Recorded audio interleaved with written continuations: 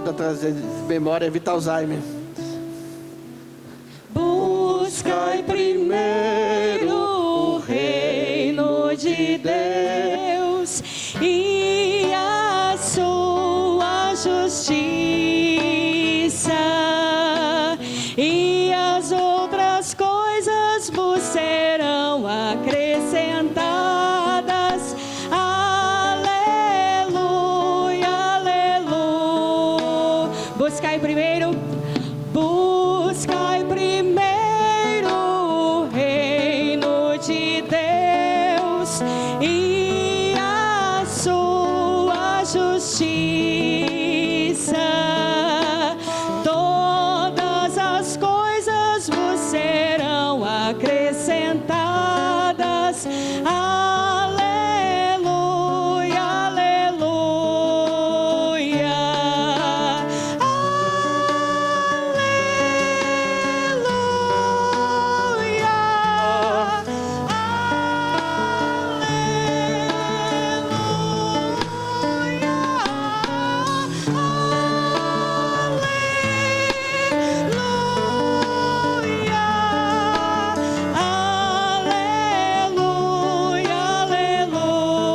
Nem só de pão, nem só de pão o homem viverá, mas de toda palavra que procede da boca de Deus. Aleluia, aleluia, aleluia ao Senhor.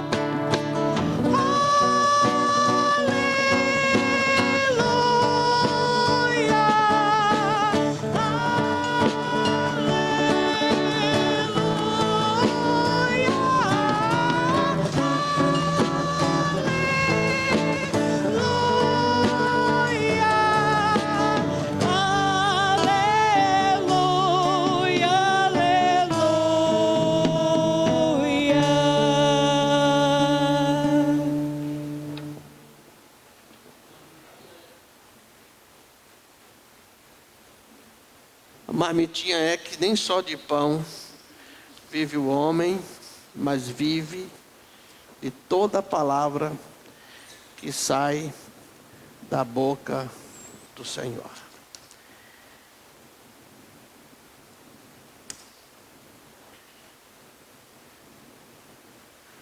Eu gostaria que alguém lesse. Vamos mexer com a Bíblia hoje. 2 Timóteo 3, 16 e 17.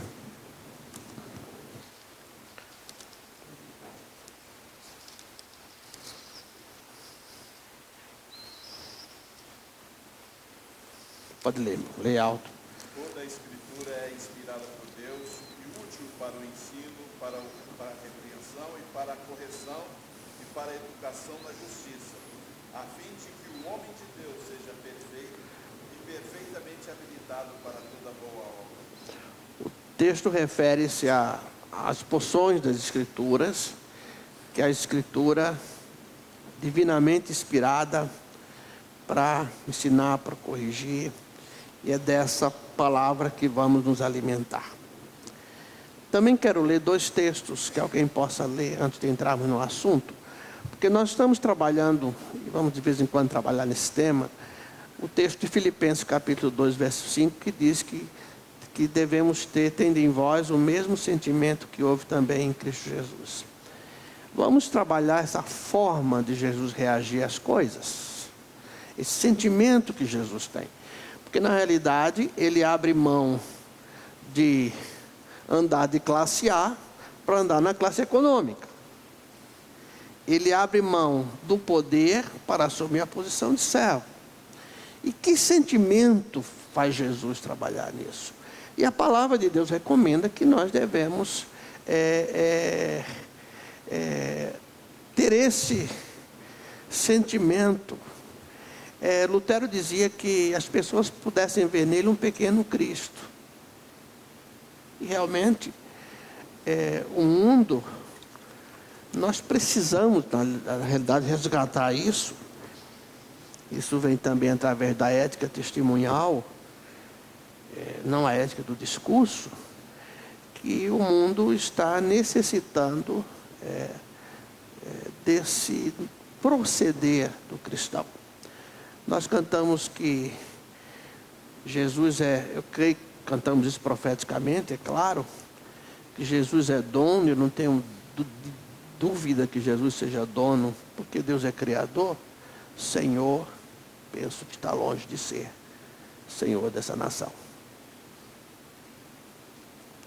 Não porque Ele não tem autoridade para ser Senhor, mas porque até que ponto estamos dispostos ao senhorio de Cristo. Até que ponto estamos dispostos a isso. Hoje, alguém, por favor, leia Tiago 1, 13 e 14. Se alguém puder ler com o microfone, porque estão gravando, né?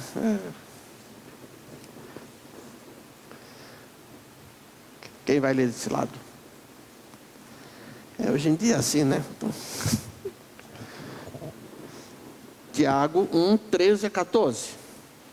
Ninguém, ao ser tentado, diga, sou tentado por Deus, porque Deus não pode ser tentado pelo mal, e Ele mesmo a ninguém tenta.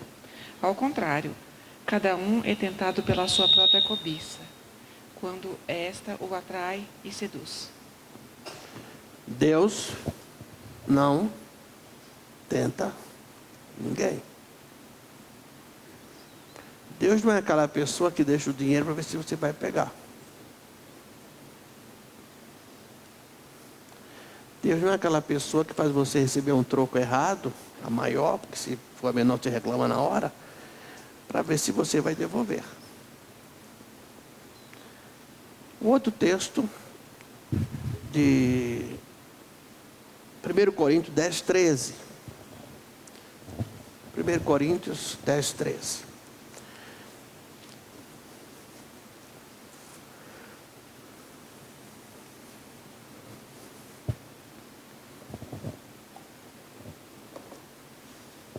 Quem vai ler? Por favor. Não sobreveio a vocês tentação que não fosse comum aos homens. E Deus é fiel, Ele não permitirá que vocês sejam tentados além do que podem suportar. Mas quando forem tentados, Ele mesmo lhes providenciará um escape para que o possam suportar. Então nós temos a garantia da palavra que Deus não vai permitir, Deus não tenta, é diferente. Deus não vai permitir tentação além das nossas forças. E vai nos dar com isso o escape. Porque a tentação visa destruir. Quem tenta é o diabo. Tentação não significa queda.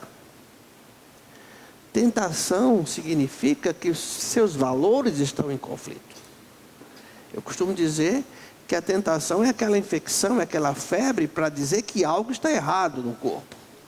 Necessariamente, a tentação, ela não tem a função de preceder queda. O diabo tenta aproveitar disso para derrubar. O diabo tenta derrubar, tenta aproveitar-se da tentação para que você possa comprometer aquilo para o propósito que você foi criado, para que você possa macular, para que você possa manchar a própria vida que Deus quer lhe dar. Né? Então, o texto que vamos ler em Lucas capítulo 4, ele é um texto prático, não é? Ele é um texto muito prático e fala fundamentalmente da humanidade de Jesus. Aliás, eu penso, já falei a semana passada aqui, que essa questão de humanidade e divindade de Cristo é algo ainda mal resolvido na cabeça da igreja. Não só dessa igreja. É algo mal resolvido na cabeça dos crentes. A gente precisa pensar como trabalhar isso. Porque se eu penso que Jesus está sendo tentado como Deus, ninguém pode tentar Deus. Se eu penso que ele está sendo tentado como um homem, opa, esse negócio pega para o meu lado. Então eu tento inventar um terceiro elemento, né? Um super-homem, né? Que porque é Deus pode vencer. Essas são uma das questões que a gente precisa trazer para o estudo bíblico. Eu quero pensar sobre o sentimento de Jesus diante disso. Todos nós, eu penso, que já passamos por uma fase ou por período de tentação. E não há idade para isso. Não há idade. Nós temos a tendência de fugirmos desses assuntos. O fato de você estar sendo tentado não quer dizer que você caiu. E essa é uma fase onde, geralmente, os crentes costumam se afastar de Deus, se afastar das pessoas, né? Primeiro, quando você deixa a igreja, você deixa para a morte. Entenda isso. Quando você abandona o corpo de Cristo, você caminha para a morte espiritual. Não é que a igreja salve, mas é o corpo de Cristo. Ele assim determinou. É muito comum você dizer, você ouvir, estou bem com Deus. Você está bem com Deus? Deus está bem com você? Então, um dos enfoques, um dos resultados desse afastamento do corpo é morte. Porque Deus não nos chamou para os monastérios.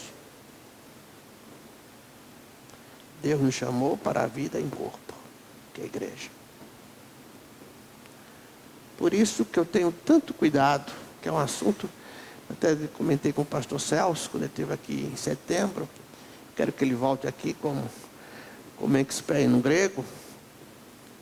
É aquele assunto, quando eu tenho muito cuidado em disciplinar alguém. Porque eu acho que, de certa forma, nós tiramos a pessoa, eu não tiro ela, que mesmo se tira, né? De certa maneira, da proteção e do cuidado, do amparo da igreja.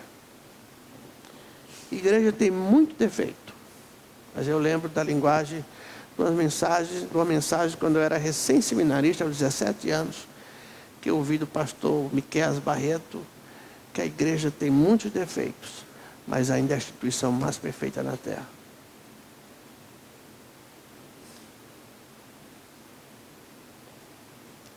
Comumente, quem sai, se não tem um tempo hábil para voltar, sai para a morte. Jesus, diz a palavra de Deus, Lucas capítulo 4. Jesus, pois cheio do Espírito Santo, voltou do Jordão e era levado pelo Espírito no deserto e durante 40 dias sendo tentado pelo diabo.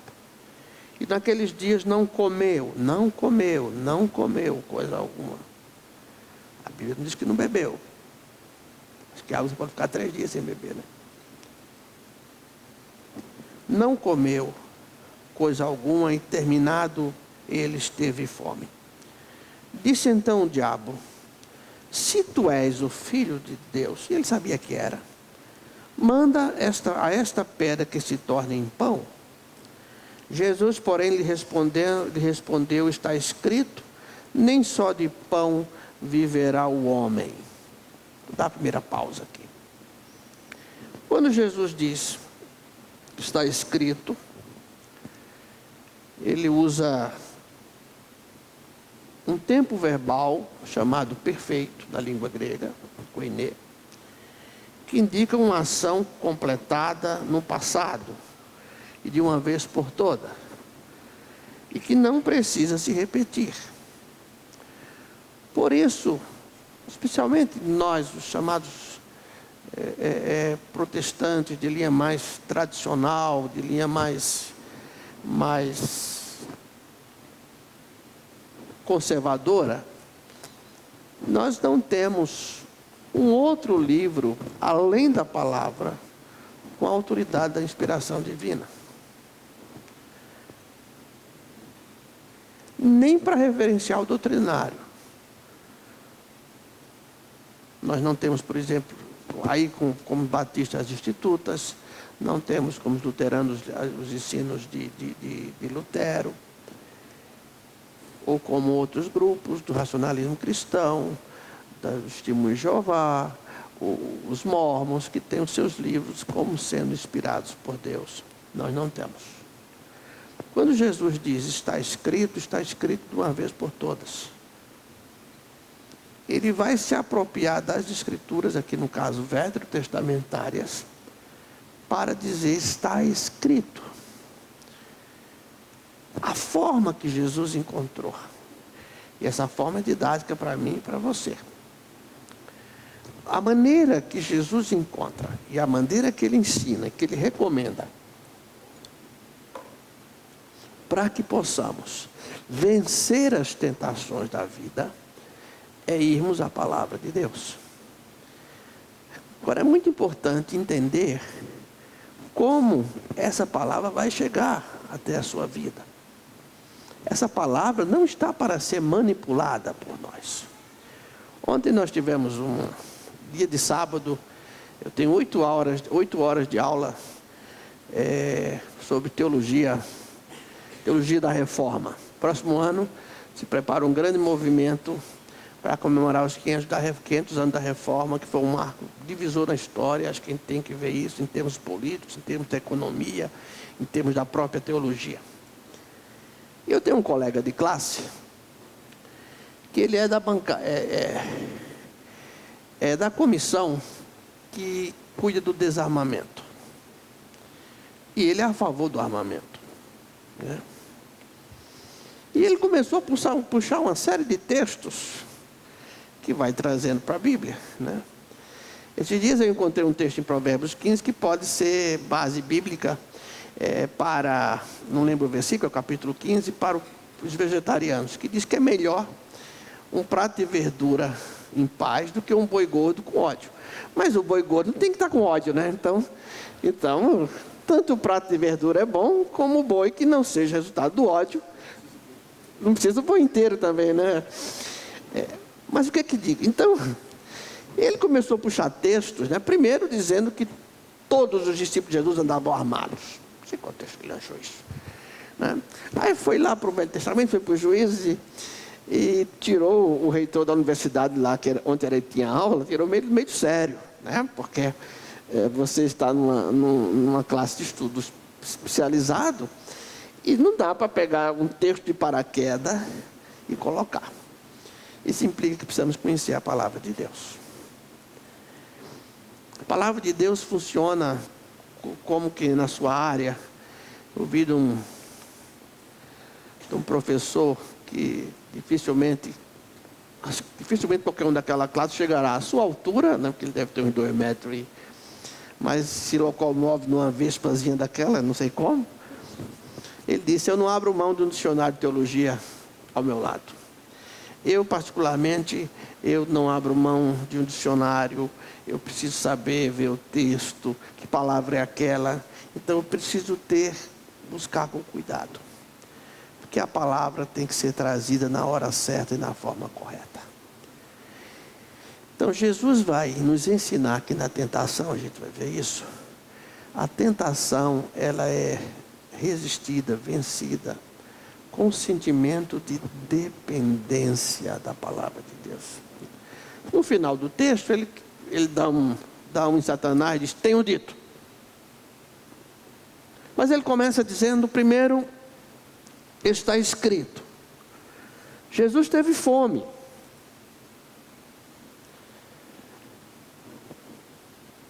E aqui, irmãos, está um texto que tem a ver com as nossas necessidades básicas.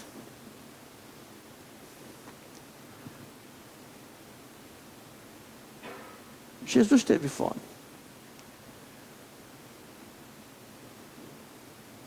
E ele vai ao texto de Deuteronômio 8:3. Alguém lê, por favor? Deuteronômio 8:3. Para dizer o seguinte, olha, não é de pão que vive o homem. É isso que está dizendo o texto? Nem só de pão. Nem só de pão. Eu preciso de pão. Eu preciso de afeto, eu preciso de companhia, eu preciso de sustento, eu preciso de roupa.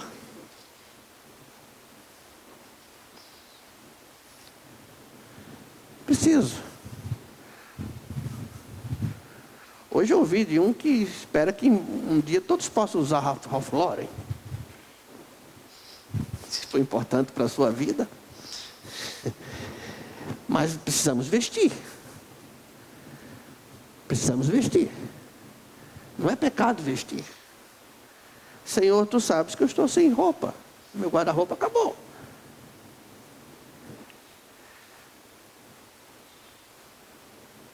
É isso que está dizendo. Está falando de necessidade básica. Necessidade do dia a dia. E ele usou um texto de Deuteronômio. O que é que diz? Alguém lê, por favor? Deuteronômio 8:3.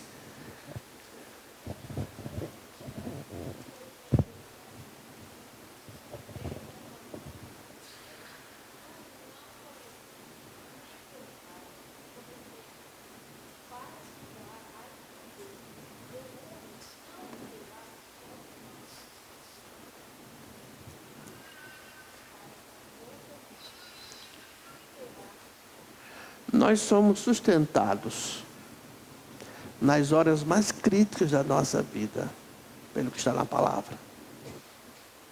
Entende isso? Porque pode faltar o pão. Pode. E não é faltando por causa da dieta, não. Faltando porque não tem. Faltando porque não tem. Mas eu sei que não vai continuar faltando. Então, Jesus está dizendo ao diabo, olha aqui, e demonstrando esse sentimento. Ele estava com fome, gente. São 40 dias sem comer. Eu conheci um pastor em Porto Alegre, no ano de 88, quando fomos a Porto Alegre, num grupo da igreja, no intercâmbio. Quem foi naquela época pode lembrar do testemunho, que ele fez um jejum de 40 dias, pedindo a Deus por um filho. E quase deixava o filho órfão. Então é natural que a partir daquilo que estamos precisando, venha a tentação. E Jesus responde, nem só de pão viverá o homem, mas de toda palavra que sai da boca do Senhor. O diabo sabia que Jesus tinha poder para transformar a pedra.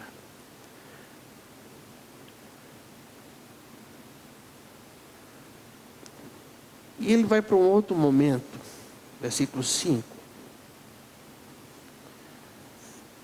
do capítulo 4 de Lucas, dizendo o seguinte: então o diabo, levantando a um lugar elevado, mostrou-lhe num relance todos os reinos do mundo.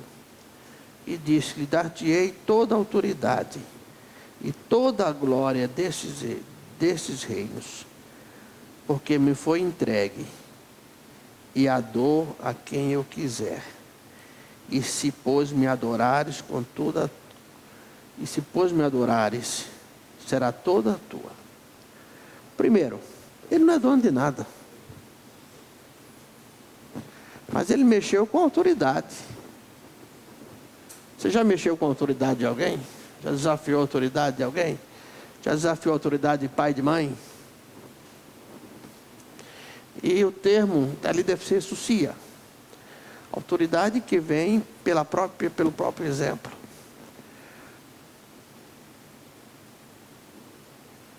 É como se Deus não tivesse mais olhando para mim, e eu vou passar a resolver as minhas coisas a partir daquilo que eu acho que deva resolver. O diabo mexeu com o brio, O diabo quis mexer com os brios. O diabo, às vezes, quer mexer com o brio de uma mulher que não recebe afeto, ou de um homem que não recebe afeto.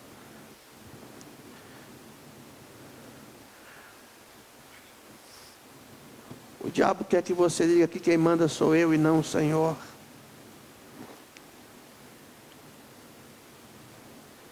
E ele diz que... Mas ele pediu adoração.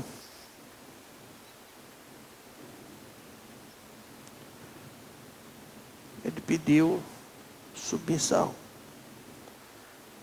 Serviço, porque adoração envolve serviço. Quando ele pede adoração, como se esse agora você é separado para mim, que é santo.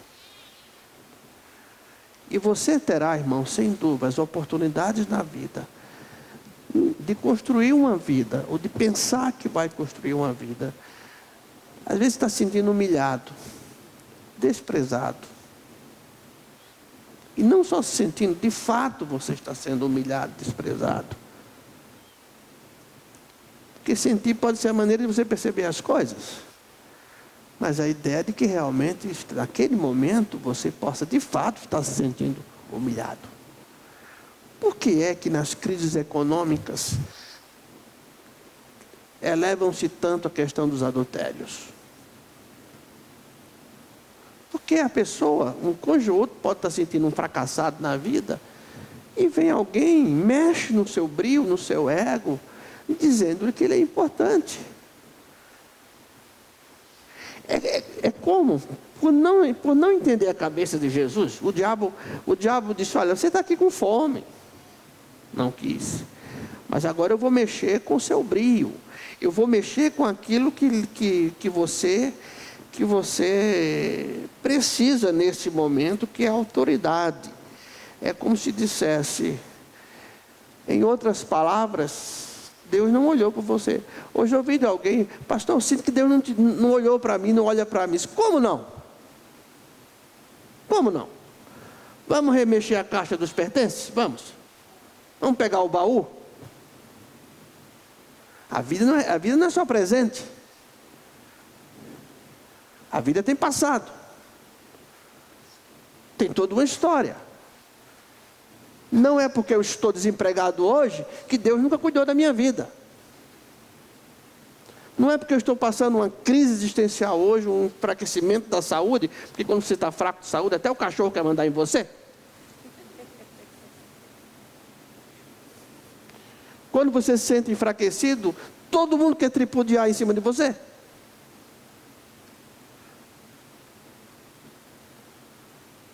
Ou não é?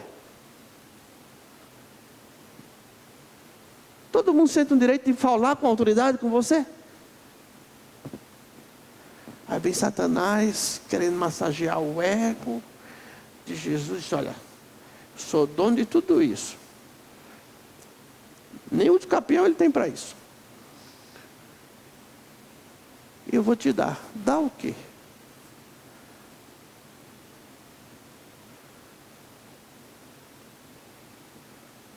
Tudo pertence ao Senhor.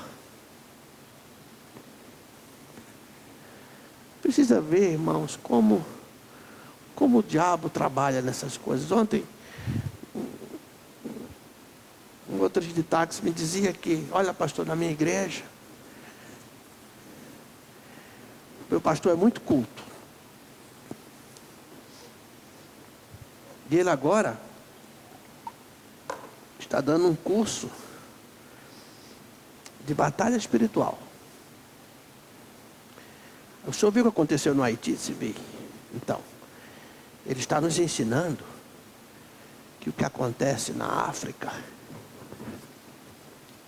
e o que acontece no Haiti é por causa da prática religiosa. E eu pensei, se fosse assim, Deus fulminava uma quantidade de branquinho que oprime esse mundo que não está na história. Então o diabo aproveita desse momento que você está para agilizar. Ou vem um ensino preconceituoso desse. Um ensino que não tem base na graça de Deus. Não tem base na ética.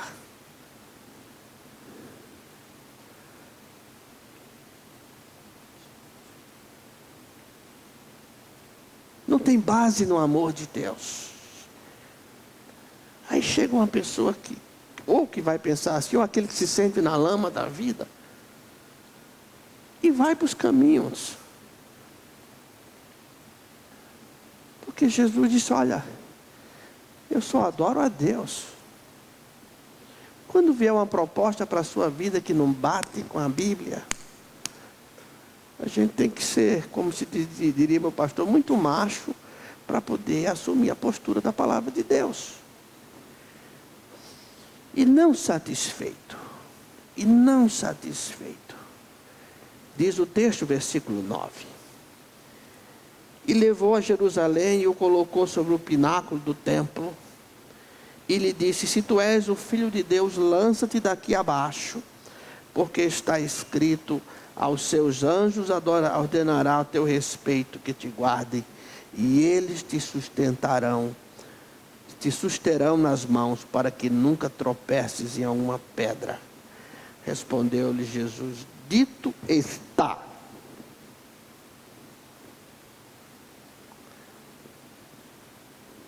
Dito está. De novo ele usa um verbo no perfeito, numa voz passiva de alguém que está sobre o poder, no caso aqui o poder de Deus. Dito está, não tentarás o Senhor teu Deus. Como se dissesse para o diabo, olha, devagar com andou aí. Você não vai tentar Deus. Mas tentar Deus, e aí merece uma análise, em função da sua palavra, ou em função da própria tentação que Jesus estava passando. Irmãos, se não nos fiarmos na palavra de Deus, estamos perdidos. Se você não confiar que é Deus que vai dar o sustento, você vai fazer a fezinha toda semana. Fezinha lá no cão.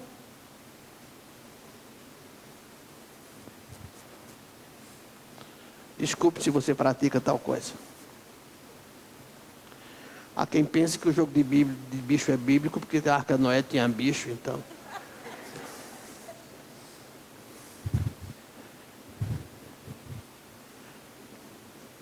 Eu disse aos irmãos aqui, eu passava uma fase muito difícil na minha vida, e veio um senhor que me tinha muito carinho, disse, pastor, eu sonhei que o senhor ia jogar borboleta, e o senhor ia resolver os problemas da instituição que o senhor dirige. E foi. Passado 3 meses, ele veio com a mesma história. Pastor, e se eu tivesse jogado borboleta, sem dúvida teria dado borboleta e eu perderia a minha alma.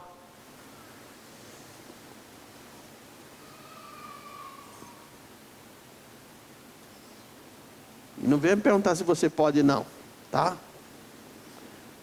Por que eu estou dizendo isso? É que nós ficamos fragilizados. Nós ficamos fragilizados. Nós ficamos fragilizados.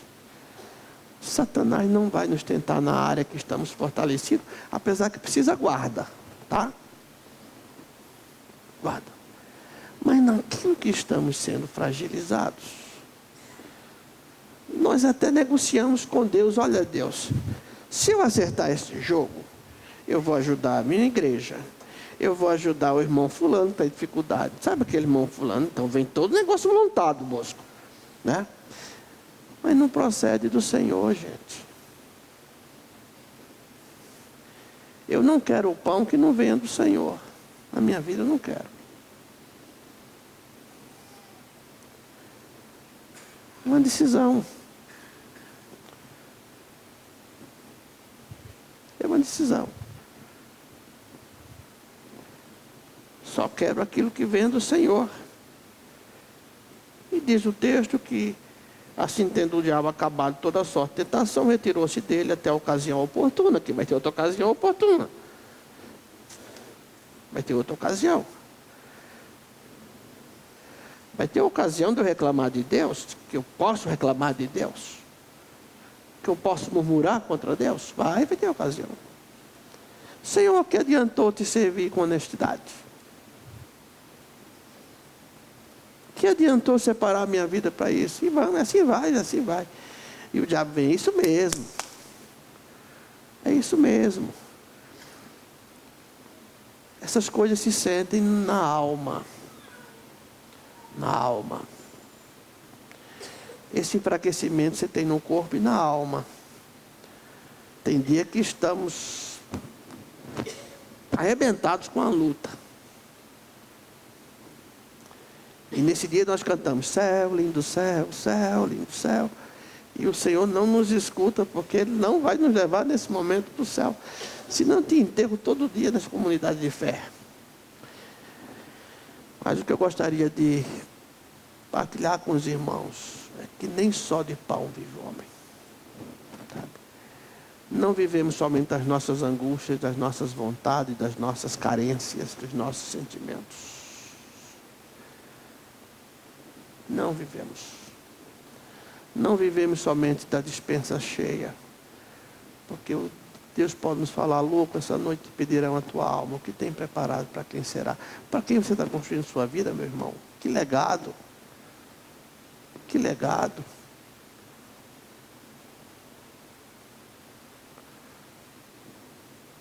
Prefiro que coloque na minha lápide: aqui jaz um tonto que pensava em dividir o pão, do que dissesse: aqui jaz um que reteve o pão para não dividir. Entende a questão? É opção de vida com Deus. Agora, esses sentimentos acontecem. Fome, que é o apetite sem esperança. E eu não sei de nós, quantos de nós não furtaríamos no supermercado se estivéssemos de fato com fome.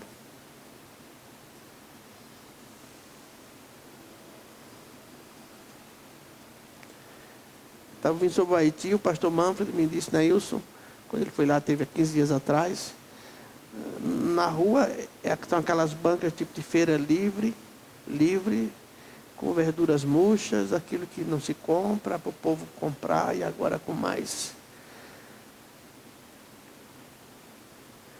quase 900 mortos, 800. Mas ali tem gente que serve ao Senhor. Então a questão não é porque uns não servem ao Senhor. Algumas são as contingências.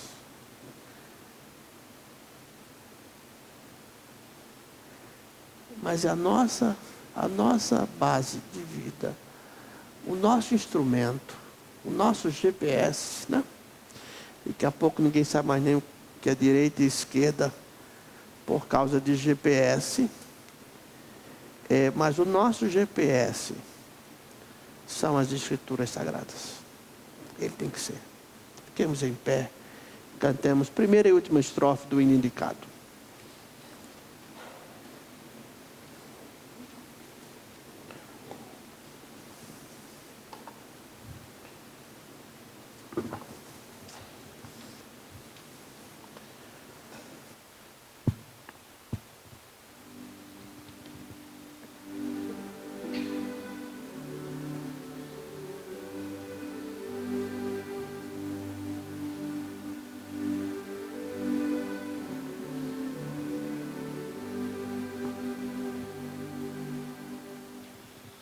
Oh, maravilha do amor de Jesus, esse admirável amor sem igual.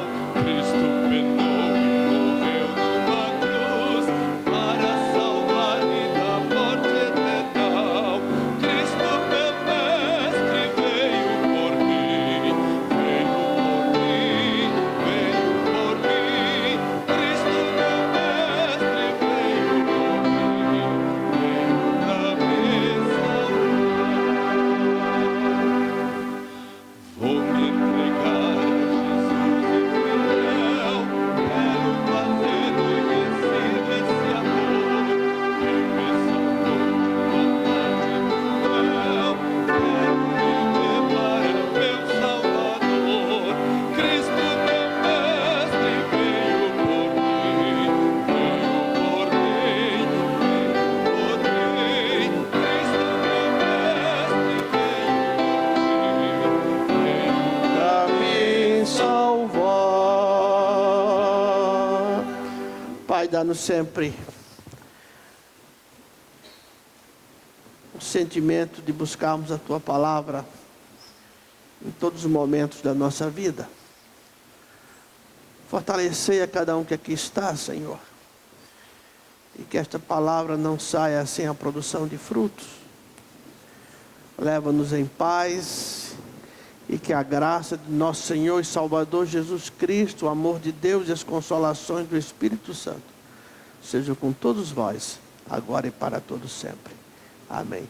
As mulheres não esqueçam, reunião e tem almoço e a comissão de ação social, né? Na sala de reunião.